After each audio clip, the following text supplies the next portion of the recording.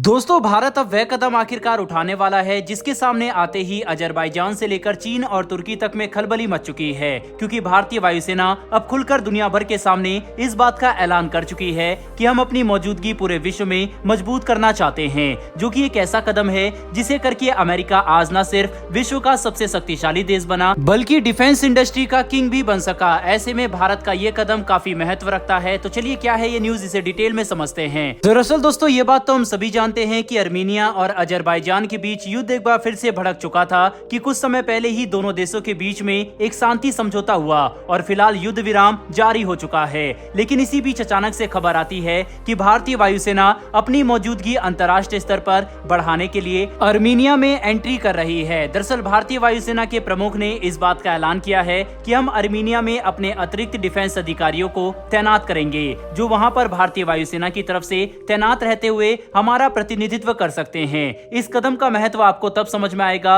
जब हम आपको बताएंगे कि दूसरे देशों में किसी भारतीय डिफेंस अधिकारी का होना कितना महत्व रखता है। दरअसल भारत आर्मीनिया के अलावा स्पेन और आइवरी कोस्ट में भी अपने अतिरिक्त डिफेंस अधिकारी तैनात करने वाला है, जो वहां पर डिफेंस एक्सपोर्ट को लेकर बातचीत करेंगे। और जब भी इन देशों के साथ कोई डील होनी होगी, तब यही अधिकारी नेतृत्व करते हुए उस देश के साथ हमारा कनेक्शन मजबूत करेंगे, जिससे डील की शर्तें तेजी से आगे पूरी की जा सकेगी और भारत डिफेंस एक्सपोर्ट में मजबूत देश के तौर पर सामने आ सकेगा। पर जो बात सबसे ज्यादा महत्व रखती है वह है इस खबर की टाइमिंग। और जिस देश में भारत अपने अधिकारी तैनात करने वाला है, आर्मीनिया एक ऐसा देश है जिसे लेकर पहले ही तुर्की और पाकिस्तान भारत के खिलाफ खड़े हो चुके हैं। साथ ही अजरबैजान भी आर्मीनिया और भारत के संबंधों को देखकर खुश नहीं है और वह कश्मीर मुद्दे पर पाकिस्तान का समर्थन तक कर चुका है। दोस्तों, आपको बता दें कि आर्मीनिया ने युद्ध विराम का निर्णय एक ऐसे समय पर लिया जब भारत लगातार आर्मीनिया को एडवांस हथियारों की सप्लाई कर रहा है, जिसमें रॉकेट लॉन्चर से लेकर एंटी टैंक मिसाइल और आर्टिलरी सिस्टम शामिल है। साथ ही भारत आर्मीनिया की वायुसेना के पास मौजूद सुखोई विमान को लेकर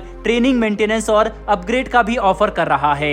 ऐसे में लगता है कि आर्मीनिया भारतीय हथियारों की परफॉर्मेंस से काफी ज्यादा संतुष्ट है, जिसके तहत वे भारत से और भी हथियार की खरीद करना चाहते हैं। भविष्य में हम दोनों देशों की वायुसेना के बीच में बड़े स्तर पर साझेदारी देख सकेंगे, जो अंतर्राष्ट्रीय स्तर पर भारत की मौजूदगी बढ़ाने में काफी महत्वपूर्ण साबित होगा। आज दुनिया के 80 देशों में अमेरिका के एयरबेस मौजूद है और यही अमेरिकी सैन्य शक्ति का सबसे बड़ा स्रोत है, जिसके कारण अमेरिका जहां चाहे वहां पर कभी भी अपनी सेना उतार सकता है। और इसी से ये बात भी आपको पता होनी चाहिए कि हाल ही में आर्मीनिया में अमेरिकी सैनिक युद्ध अभ्यास के लिए उतर चुके थे, जिससे अजरबैजान फिलहाल आर्मीनिया पर हमला करने की हिम्मत नहीं करेगा और युद्ध विराम को गारंटी किया जा सकेगा। ऐसे में भारत का आर्मीनिया, स्पेन और आइवरी कोस्ट में अपने अतिरिक्त डिफेंस अधिकारी और लेसन अधिकारियों को तैनात करने की बात कहना, ये बात दर्शाता है कि हम विश्व में अपनी मिलिट्री की मौजूदगी बढ़ाना चाहते हैं और इससे आर्मीनिया को काफी ज्यादा फायदा इन फ्यूचर होने वाला है। वहीं पर हम ये बड़ी आसानी से देख सकेंगे कि आने वाले समय में आर्मीनिया के पास काफी भारी मात्रा में भारतीय हथियार आने वाले समय में होंगे।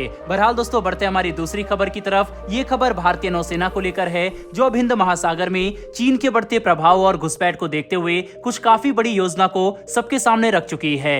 दरअसल हम सभी ने देखा है कि कैसे कुछ समय पहले चीनी नौसेना का एक रिसर्च वेसल मलक्का स्टेट में पहुंचा था, जो श्रीलंका के 2 बंदरगाह हम्बनटोटा और कोलंबो में जाकर रुकेगा। साथ ही ये जहाज 80 दिनों तक हिंद महासागर में रहकर रिसर्च एक्टिविटी को अंजाम देने वाला है, जो कोई पहली घटना नहीं है। ऐसे में भारतीय नौसेना हिंद महासागर में अपने दबदबे को बनाए रखने के लिए ऐतिहासिक सबमरीन बिल्डिंग प्लान को सामने ला चुका है। दरअसल दोस्तों, सामने निकल कर आ रही लेटेस्ट परियोजना से इस बात का पता चला है कि भारतीय नौसेना 2040 तक 21 की संख्या में बेहद advance next generation diesel electric पनडुब्बी को अपनी सेवा में शामिल करेगी, जिसके लिए प्रोजेक्ट 75I काफी महत्वपूर्ण होने वाला है। बड़ी बात तो यह है कि इस प्रोजेक्ट में जर्मनी और स्पेन 2 मजबूत कंटेंडर हैं, जिनमें से स्पेन में भारत अपने एडिशनल डिफेंस अधिकारी तैनात करने की बात पहले ही कर चुका है। वहीं पर आपको बता दें, फ्रांस के साथ कलवरी क्लास सबमरीन को लेकर भी भारत की साझेदारी तेजी से आगे बढ़ रही है, जिन्हें हम लोकल लेवल पर बना सकते हैं। इसके अलावा भारत परमाणु पनडुब्बियों पर भी काम कर रहा है, जिनकी संख्या को पूरी तरह से तो नहीं बताया जा सकता,